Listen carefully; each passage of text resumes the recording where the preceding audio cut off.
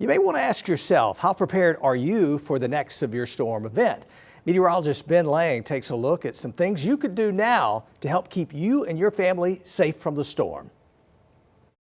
I'm being joined now by Sarah Dillingham. She's a senior research meteorologist at IBHS. Sarah, what is IBHS and what do you guys do? Yeah, so we are IBHS, that stands for the Insurance Institute for Business and Home Safety. We're basically a disaster resilience company. We do research here that looks at all of the perils of Mother Nature. We look at wind, wind-driven rain, hail, and wildfires. What we can do in our unique facility, in our test chamber that has about 150 fans that we can crank those winds up to over 100 miles per hour, we can import life-size scale structures, homes, and something that even might mimic a business that you would see out driving around in your neighborhood. And we can import those full-scale structures and do testing on those, and we can do repeat testing to try and test the vulnerabilities of those buildings. That helps give us those mitigation actions that you, even at home, can take to make sure that your home and business is prepared for the severe weather season.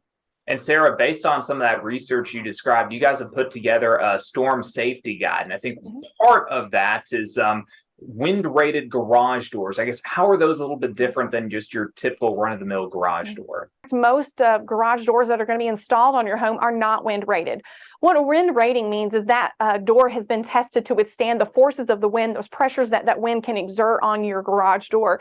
And garage doors are one of the most vulnerable places in your home that can allow that wind to get in the home. When the wind gets into the home, it can then exert a force up on your roof and also out on the interior walls. That stress on your roof and on those walls can cause your roof to lift off completely. And then once the roof is gone, other walls are also less stable as well. So that's why we recommend a wind-rated garage door. That's going to give you that extra protection. It's going to be a door that's been rated to withstand the forces of those winds. These doors are a little bit difficult to find on the market. You might have to place an order for one of those. So that's something that we want people to get started on early, because it's not as easy as just traveling down to the local box store. Another thing you can also look at, there are bracing systems that you could also buy that are on the market. You can install that extra support to give it the same performance as a wind-rated garage door. Another thing from that storm safety guide, it's upgrading to steel gutters. How would those differ from your typical gutters?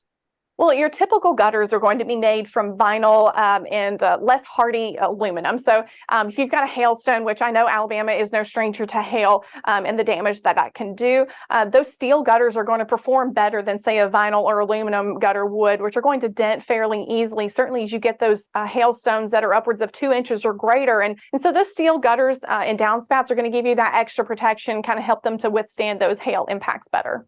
Sarah, and for anybody else who wants more information on how they can make their home storm ready, where can they go?